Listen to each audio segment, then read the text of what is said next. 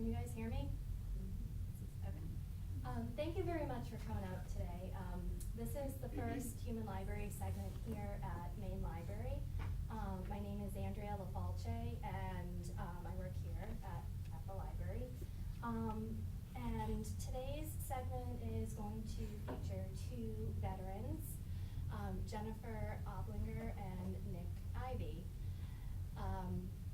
The series actually started last fall at the Johns Island Regional Branch, and it was so well received that we are carrying it on here at Main Library and also at our Heard St. Andrews Library in West Ashley. So if you really enjoy what you see, I have a handout on the back table that shows all of our upcoming segments, both here at Main Library and at the Heard St. Andrews. And that is all on our website as well. I do want to give a thank you to the South Carolina Department of Mental Health for being present today. They were very gracious to have a table set up with information, so if anyone wishes to stop by there afterwards, please do so. And I also wanted to thank our Charleston Friends of the Library. Because of the volunteer work they do, they provide funds for programming such as this. So, I also wanted to point out there are a few other forms on the back table besides the upcoming segments. I did print out a book list that will also be on our website right on our homepage after this segment.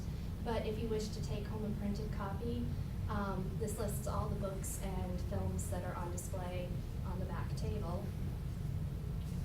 And then I also have a list of wonderful resources for veterans in varying capacities. So if there's more information that you need, this also includes Jennifer's yoga class that she'll talk to you about. So that information is there on the back table. And lastly, there is a survey that you can fill out if you have any suggestions, if you know anyone who might be a good human library speaker. We did also recently add a link to our human library page on our website, so you can electronically submit your suggestion, but if you wish to do that here today, you can. So without further ado, I'm actually going to turn it over to Jennifer and Nick. Thank you. All right, so like Andrea said, I'm Jennifer Oblinger, and here's the coffee. Yay! I was in the Navy for 4.5 years. I was stationed at the Naval Weapons Station in Goose Creek. I was a nuclear power instructor. I got out, and now I am a physical therapy student at MUSC. And I currently teach yoga at the VA for any veteran in the outpatient facility. And I also teach yogic breathing to the inpatient mental health facility inside the hospital as well. Got it. All right, I'm Nick.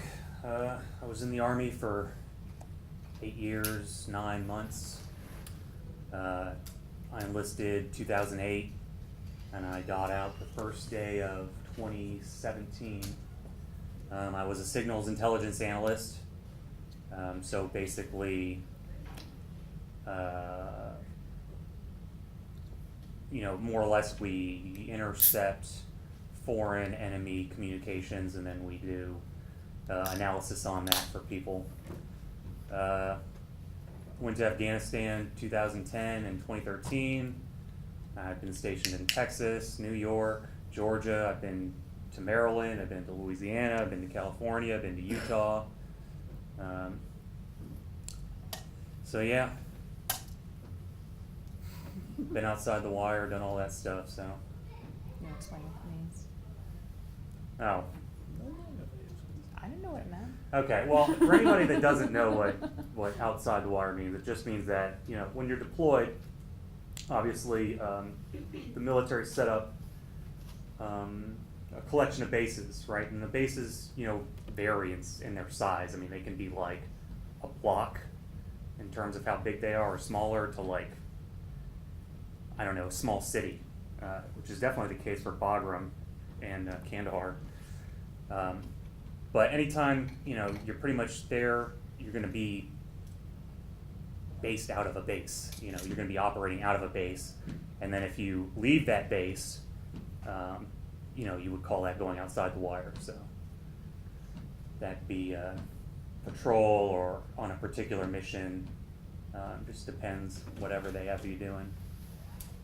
So. And I didn't go anywhere.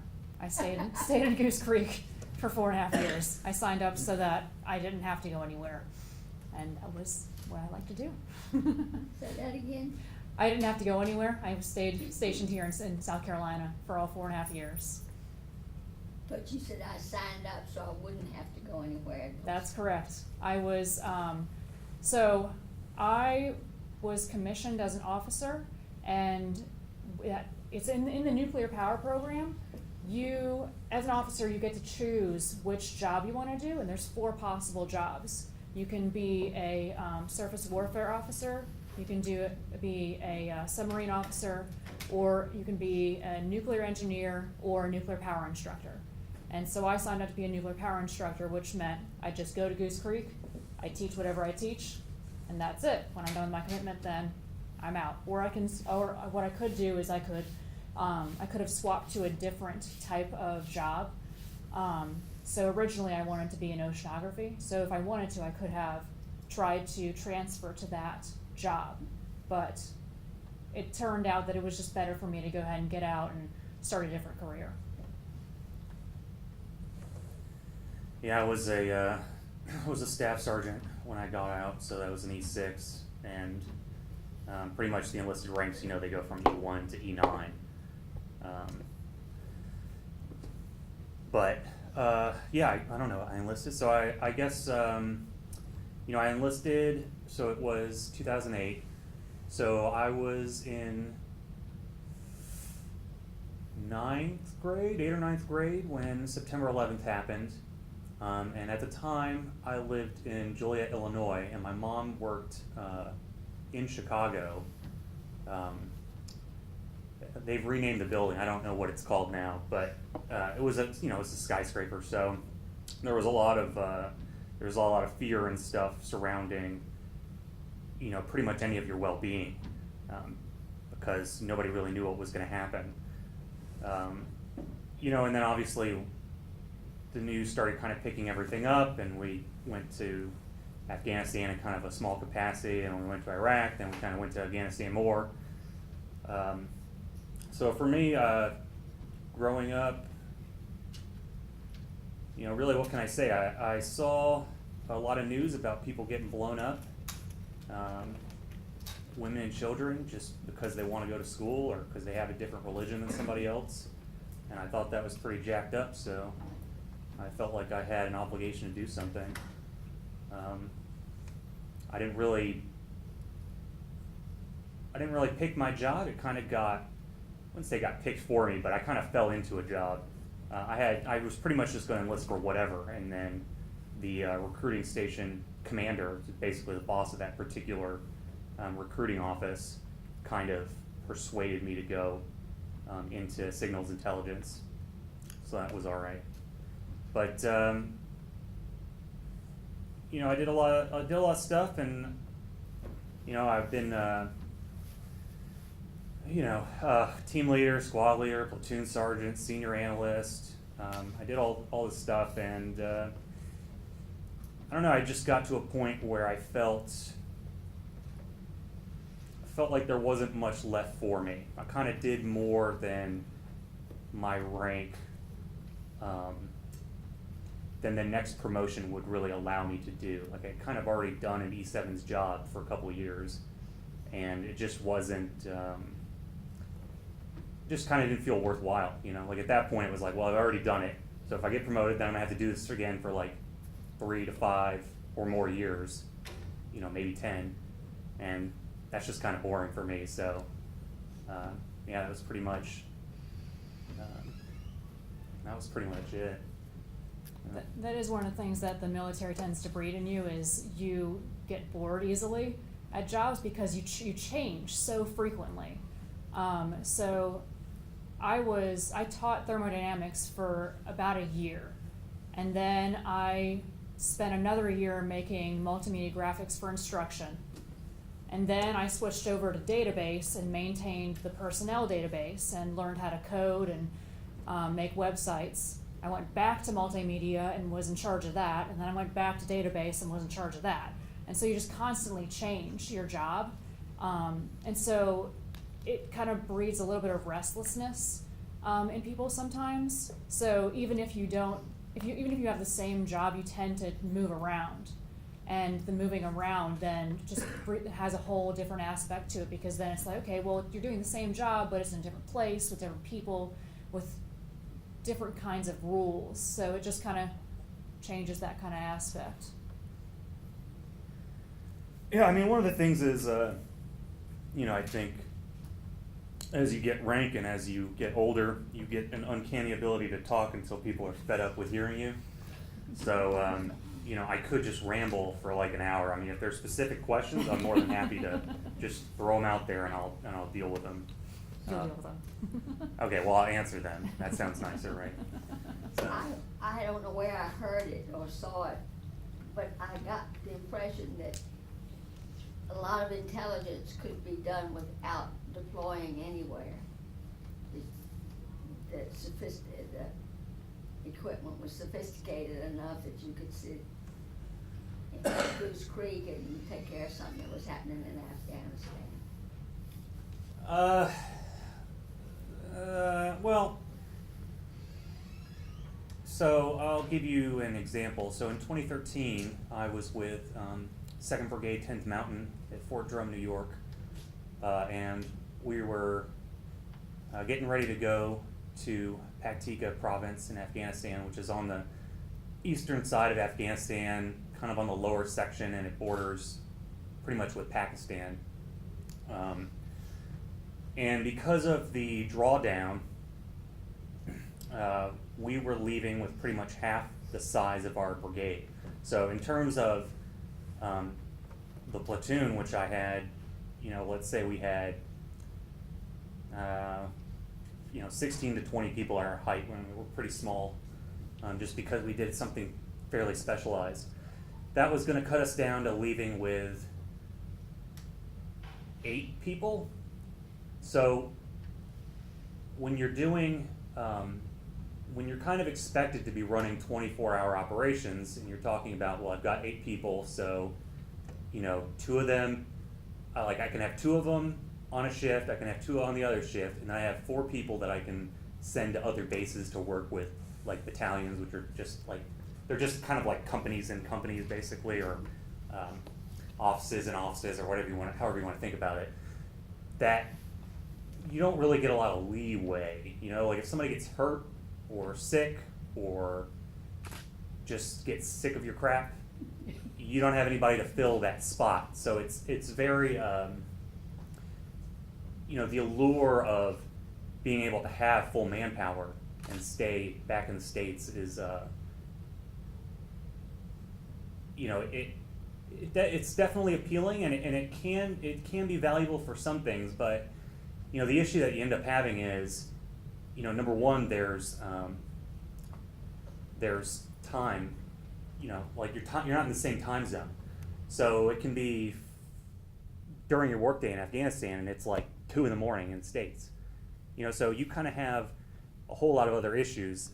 So even if you were going to do support from the States, let's say somebody calls you from Afghanistan, well, if you don't know the answer and you've got to call somebody else somewhere else, it's 2 in the morning. So the chances that you're going to get help are like slim. Even during the day, it's kind of a slim thing. So there is a lot that can be done, but ultimately you do need people there. You probably don't need a lot of people there, but you do need people, and especially if you were doing I have to think about how I can say this. If you're doing anything that requires you to go outside the wire, then you got to be there. There's just no way around that. If I'm doing something that requires me to go out on a patrol, and no amount of satellite coverage or anything else is going to replace that. You know, there's just a reason why you have to do it, and most of the time it's because you don't have those assets in place to do the thing. You know, and on top of that,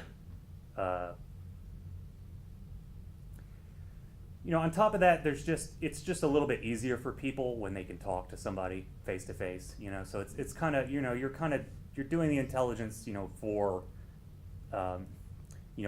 the infantry or for the Afghan National Police or for their military. You know, it's for them. So in that sense, you kind of want to have that, give them the opportunity to talk to you face to face. But When you got out, did your skills translate then to a job? So, well, I mean, yes. Do they translate to a job? Yes. The job was go work at the NSA or go be a contractor doing intelligence stuff in Afghanistan. So for me, by that point, I didn't want to do either of those things. So, I mean, I was basically, could I have gotten a job? Yes. Was I offered jobs? Yes. Did I want to take any of them? No. And in a more general sense, you know, like, analysis is kind of a very abstract skill. You know, it applies to a whole lot of things. So there are things that I have the experience for, but then it's just a matter of, do I have a degree or whatever random certification they want to make them feel good. So a lot of it is individual tool stuff. So like I used a program for a while called ArcGIS, which is basically a mapping tool. It's cartography, so you can build maps, and you can set up all kinds of custom details, your own legend, and it lets you just do very thorough analysis of the area. So there are a lot of places that use ArcGIS that aren't intelligence. You know, like DPW uses it. You know, there are places around here. So, like, sometimes I get offered jobs based on that, but again, like, I'm done with that. So, yeah. I mean, that was my job before I joined. I was a GIS analyst. And so I had like random other things that I did before I even joined the Navy. And like the skills that you learn in the military, they can translate, but it also depends on how much you go out and try to get things, because you can get extra certifications. The military is willing to pay for a lot of different things. And so if you're interested in something, like, that's the time to go after it. But if you don't have a lot of time because you're actually like actively doing things and being deployed, then you're not going to have as many opportunities to get outside of whatever job you were specifically in.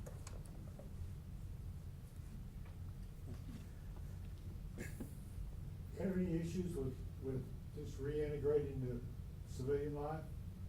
Any challenges? You want me to start? Yeah. He's been in longer than me. So mine was going because I went straight back to school, and just being so much older than them and having so much more experience. But that could be for really anyone going back to school. I've seen other people who've had a little bit more issue, and I actually had an issue with that too. Like, you get a really good rank structure, right? You know who your boss is, you know who you're supposed to report to. Something that goes wrong, you know who you can complain to, and stuff will get done. Or it won't get done, you say, okay, cool, well, that sucks, that's just the way it works. But in, like, civilian world, like, stuff doesn't work, and you're like, okay, it doesn't work, and they're like, huh. And it's like, okay, we'll fix it, and they're like, nah, I'm not gonna do that. And it's like, okay, I guess we're just gonna live with stuff that doesn't work. Okay, whatever. So you kind of just learn to kind of take things more in stride. That's pretty much my thing. Well, I mean, there's certainly, from a general sense, you have, like, I'm going back to college, so there's a lot of younger people, and you kind of get a certain attitude I'm not going to say that it does get drilled into you, but it can get drilled into you, at least in the Army, of being very, they talk about, they kind of talk about things like violence of action. So you're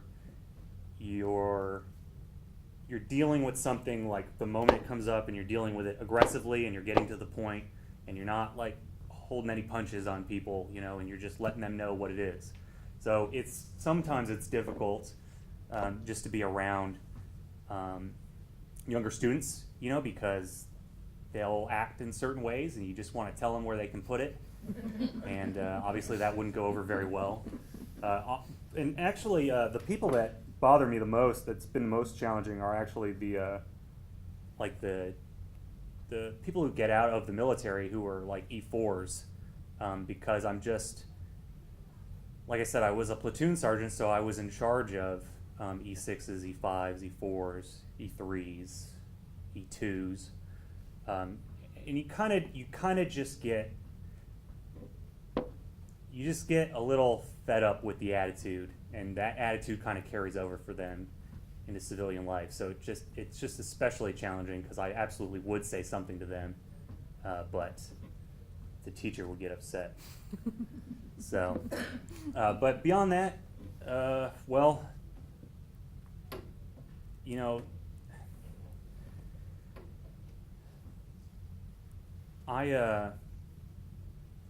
so we had a green on blue attack in 2013, which basically means that Afghan military or Afghan police or what have you, somebody that's kind of official or considered kind of a friendly force, attacks a coalition member, which in this case would just pretty much be the U.S. or I guess Britain or Canada, because they're still kind of there.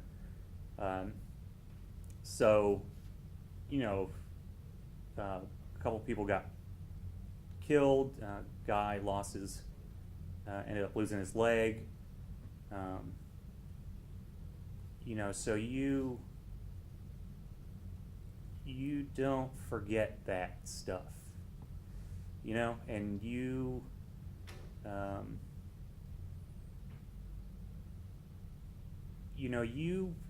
can cultivate a certain kind of attitude when you're deployed that you think will help you live, right? And that's an attitude that there are threats. You're in a very dangerous place, and dangerous things happen, and there's very limited amount of people that you can trust in any given circumstance. So when you do that for a while, when you get back in the States, you kind of keep doing it. So you don't, a lot of times I think we like to assume that, I won't go down that road, but, I think there's this idea about PTSD for people that don't know anybody that has it or hasn't ever experienced it personally, that it's pretty much all this flashback stuff. You have this flashback, and it's like you don't know where you are, and you pretty much see something totally different from everybody else. And, I guess, that happens occasionally to some people, but for the most part, it's more like we're walking down the street and, you hear an air conditioner whine and I hear incoming. It's not like I hear an air conditioner and then I just go, sounds like incoming. Like I just hear incoming. Or I hear something and I go, was that a gunshot? And you just don't hear that. So that's definitely a challenge. It takes a while to, not everybody can even figure out they're doing it, but that's a challenge, because it comes off very, you can, I don't know what's a nice way to put this. You can scare the crap out of people, right? Because you have a certain intensive attitude, all right? You bring yourself into situations a certain way, and people just aren't used to dealing with that. So you come off very gruff, I guess, and that kind of rubs people the wrong way. But generally, I mean, there's all sorts of stuff. Sometimes you miss the camaraderie. Sometimes, you're dealing with like the loneliness, especially if you left and you went somewhere totally different. There's people that you can't really talk to. They don't have the same experiences. You basically have a family, more or less, depending on how well you got along with them. So it's just kind of like just dropping everything and moving to a new town in that sense. But that's just my experience. Yeah, and there's, a lot of the people that end up in the inpatient mental health facility at the VA, they have trouble reintegrating and stuff. I don't ever know specifically why they're there, but that's just kind of the stuff that we try to work on with the breathing, just getting them out of their head and be like, okay, just stop thinking about the past, stop worrying about the future, just be here for a couple minutes. Just be here with me and breathe, and that's all we need to do. And you make a little bit of compensations for some people who don't like to close their eyes because it causes anxiety. It's okay, that's fine. You don't need to do that. You just try to have them just slow down a little bit, and that can help. And a lot of people just don't get that kind of resources a little bit. Like you're saying, like you don't have people that you can talk to a lot of times, and if you're stuck in your own head and that's all you hear is your own thoughts, you can run yourself down a road really far. And so it's just always nice to have somewhere that you can go to just kind of reconnect and ground yourself back. I'd say one of the other challenges is the VA. The VA here actually isn't horrible. Like I've had good experiences, but there are a couple offices that I would go raise some stuff in if I could. There's just a lot of bureaucracy around things that don't need bureaucracy. Mm-hmm. You got this ambulance ride from these people that we referred you to, but that wasn't a VA doctor. So I guess you're paying for that ambulance ride on your own. What sense does that make? You sent me there. But I don't want to get on my pedestal about the VA. Well, the problem too is that everyone tends to think that the VA and the DoD talk to each other, and they don't. They don't at all. Like you leave the DoD and they have all your records, and you're like, okay, cool, VA, let's go. And then they're like, well, we don't have anything. We don't know anything about you. And it's like, you're kidding. Like, just talk to them. They're like, no, we can't. You need to give us all your records. We need to do everything else. And it's just like a long, arduous process to deal with anything. And like saying, bureaucracy is all over the place. Everyone has their own ways of doing things. Some things are pretty good, and if you find the right people, then it's like, okay, I know I can contact that person. And as long as that person stays there, which is also another crapshoot because people move around a lot to get into different positions and to get better jobs, then you're pretty much set. But otherwise, it can be an arduous process to get through. Yeah, I'd say, the only other thing, it's still the public sentiment about veterans is still mostly positive, so we don't deal with this a lot, although I've had it happen a couple times, of people who, want to accuse me of basically being Stalin or something by association, killing people and all this kinds of stuff. It's happened a couple times, and I just don't even know what to say to that person. You can have a conversation with people, but not when they're just gonna drive by, drop things on you. What can you say? There's nothing that's gonna change their mind. They're not there to reason with you. They just came to drop an insult and bounce out. So a lot of times you just look at that person like, are you an idiot? And then eventually they leave. and then you go back to whatever you were doing. So, but I don't want to get on my opinions about Afghanistan. So.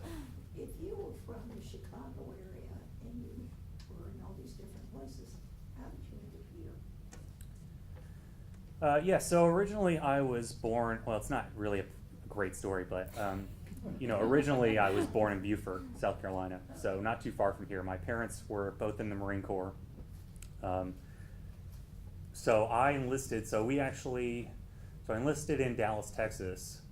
It was 2008. So my last duty station was Fort Gordon, which is in Augusta, Georgia, which is right next to Aiken, South Carolina, Greenville, all that jazz. So basically at that point, I had a lot going on, and the idea of moving across the country to go to college I was just like, I kind of felt like I was too old right now to do that. Maybe some other time. There was some novelty because I hadn't lived in South Carolina since I was a kid. So it was kind of like, well, I'm right here. I can live in Charleston. It's like right there to Beaufort, So,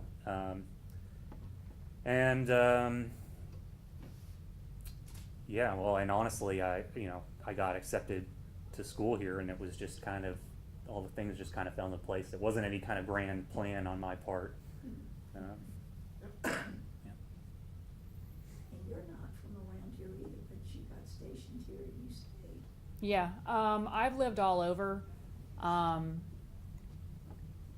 Jersey and Ohio and St. Louis and Toronto, Canada, Georgia, and then I came from California before I was stationed here.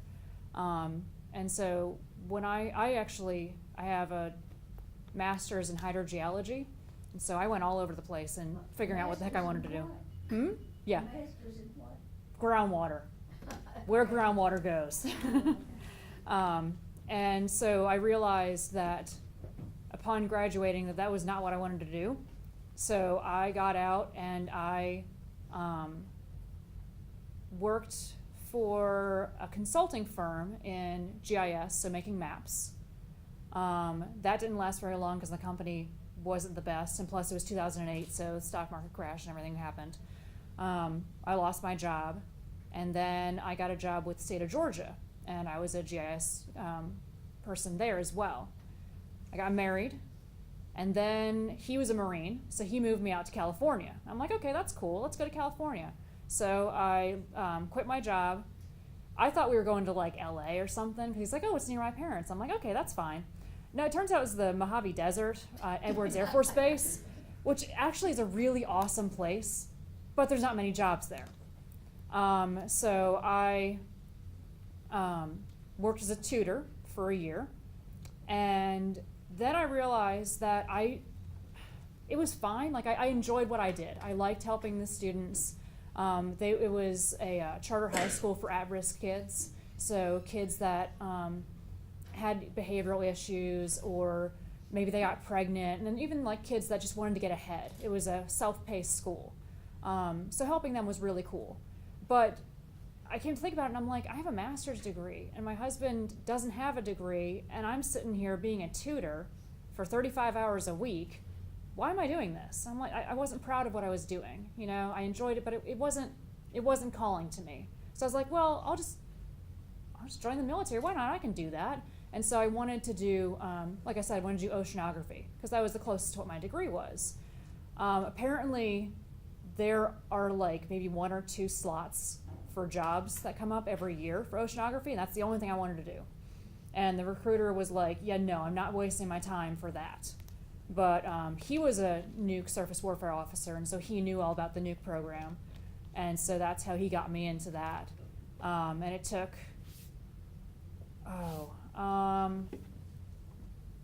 probably like a year and a half before I could actually get in, because of all the process of getting all your background check and everything like that, getting your security clearance started, just getting all your application mess in, and then to get into the nuclear program, you have to interview with the 4-star admiral. So you have to make your trip to DC and interview in front of him. But before you even get to him, you have to interview in front of the other nuclear engineers. So you have to answer questions of around calculus and physics, and then whatever your degree is in, but I had a random degree, so they weren't going to ask me geology questions. So you interview with 2 people, and if you didn't do too well, then you interview with a third. And then if you pass those, then they'll send you to the admiral. If you didn't pass those, they're like, fine, we're not going to waste this time. We don't want to see you anymore. So then you go and interview with the admiral, and he can just ask you whatever the heck he wants. And they like prep you on how you're supposed to sit and everything and be all respectful, because we don't know anything, you know. And the main question that he had for me was, he's like, well, your husband's enlisted, right? And I'm like, yeah. And he's like, so is this even legal? And I'm like, I would think so, because I made it through the entire process and I'm sitting in front of you. And so they sent me out, and I was like the second to be interviewed, and I had to wait until like the 7th person got interviewed till they actually checked if it was legal or not, and then they let me know that I was in. And I was like, okay, fine, whatever. But anyway, they moved me here to South Carolina, and I didn't really want to stay here.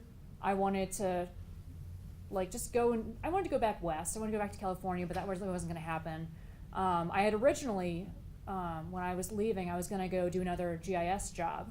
I applied for the National Geospatial Intelligence Agency, and then I decided, I'm like, you know what, maybe doing a desk job isn't the best for me, because it's nice, but it's just kind of boring, and I kind of like interacting with people. And so I'm like, well, I was the command fitness leader as well in the Navy, and I'm like, well, why don't I go ahead and do something that's related to fitness, and I can help people.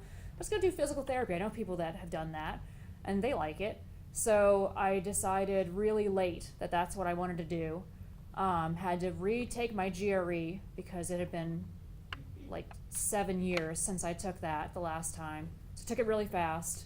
Had to get like 5 prerequisites in, I don't know, like 6 or 7 months, and then make sure I applied to everything. And so I applied here to MUSC, I applied to University of Washington in Seattle, and I applied to George Washington University in DC. I made it into all of them. And I was really going to go to Seattle until I looked at the housing prices, and I'm like, I can't afford that. So I got a house here, I'll just stay here. So that's what ended up happening. And it's like, well, I mean, it's a really good program, and I can stay. I know a lot of people. I know people that like work here. I had a gym that I went to, so I kind of had like the base of the community. So like we were talking about, it's hard to get your community back. So I already kind of had a community outside of the military, and so it's like, well, it would be kind of hard to uproot all of that and start everything fresh. So I'm like, it'll just be safer just to stay here, and then I can go off and do something else. So that's kind of how I stayed here. So where's your husband? That one I divorced. I got married again in the Navy, and I divorced him too. So now I have a boyfriend. But no, he's still in California.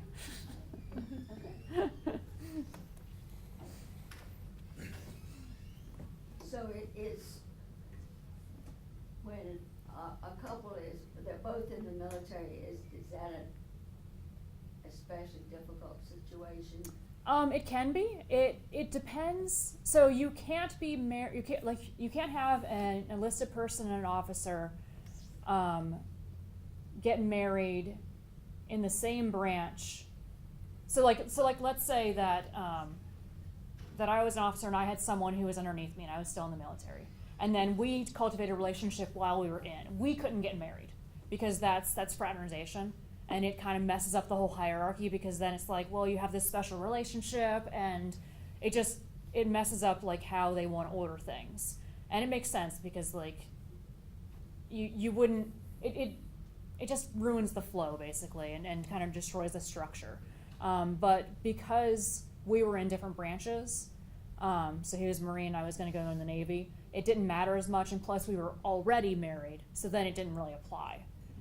Sometimes if you're, and and the other thing too was that he was a reservist, and so he was an active reserve, and he was attached to helicopter squadrons.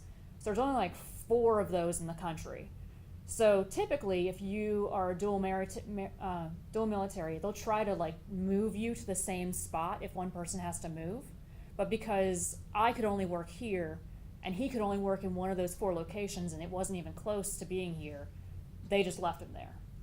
And so typically, like, yeah, they would try to move you together, but it doesn't always work out. There's a lot of people in the nuke school that, so the program here, once you get out of boot camp out of Illinois, Great Lakes, then you come here for A school. So that's just the first school they go to where they learn what their job is.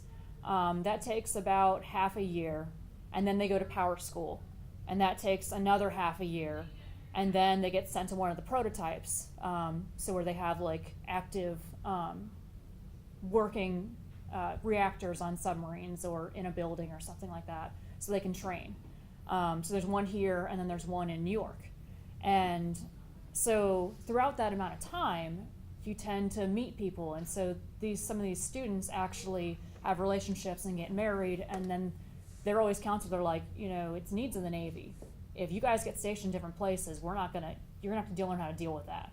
And so a lot of the students have to get counseled on that kind of stuff and be like, are you really sure you want to do this, because you're signing up for being separated for who knows how long. I mean, typically deployments on ships are like maybe like 6 months, but you never know. I mean, sometimes it's longer. And so they just have to make sure it's the right decision for them.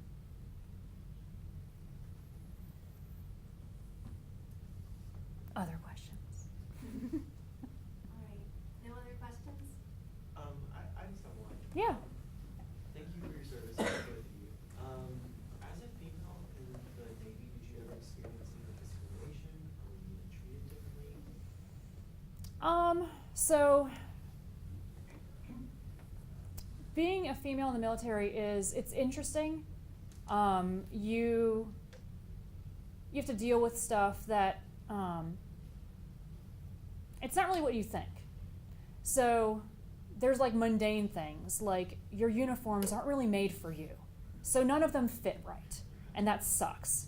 But also, like, because I was a nuke, it's a different type of it's a different environment. Like, nukes are kind of not really a part of the Navy. They're their own little thing. And so and a lot of people would tell us that if the people that would, the yeomen, so our administration people, they would come in from different commands, and they're like, you guys are crazy. And we're like, we know. We do a lot of like things that are like, procedural compliance. And it's like, well, the procedures don't make any sense. Doesn't matter. You have to comply with it. You have to do it. You have to follow the rules. And it's like, okay, whatever, fine. But actually, I found more things on the opposite side. Like, they were trying to fill positions to make it look better. So, like, I was able to become a command fitness leader because I was a female. They're like, oh, we haven't had one of those in a while. We'll do that. So it's kind of like reverse, whatever you'd call that. But no, I mean, everyone, you also kind of have to learn to adjust your, how do I say that? I don't know. The military's still a boys' club. And there's a lot of crude jokes. And you can either roll with it and then know where the line is and say, okay, we're not doing that anymore at that point. Or you can cut all of it off and then maybe have the guys like react to you differently and not accept you as a part of their group because, oh, you're too sensitive about everything. So you just kind of got to tread that line. And we get a whole bunch of different trainings and stuff about, I guess, I don't even know what I want to say about that. But yeah, like, you basically just got to tread the line and learn to take control, like, when it's necessary. Yeah, Does that kind of answer your question? Yeah, absolutely. Okay. Okay, well, thank you very much, everyone who came out today, and thank you so much, Jennifer and Nick. And thank you, South Carolina Department of Mental Health. If you want to stop by their table, and like I said, there's a lot of wonderful resources on the back table as well. So, thank you. Thank you all. Thanks for coming out. Thank you all. Hey. Welcome home. Thanks. I carry one of these around, usually for the Vietnam vets, and say, welcome home, brothers, business. No one welcomes home. Yeah. But it actually applies to every vet. Welcome home. Thank you. Oh, thank you. That's awesome. Yeah. And several talked about kind of tickled me. Trying to remember which ones. The bit about both of you like going back to school and being older, I had the same experience. Yeah. But, that actually, in my mind, worked out. You know, they're a bunch of unmotivated knuckleheads. You know, at that point, I was ready to buckle down and learn something. And, Yeah. and just move past all of it. You know, so that actually kind of worked out. Yeah. Yeah, so long as there's not a group project, it's perfectly fine. Good call. Yeah.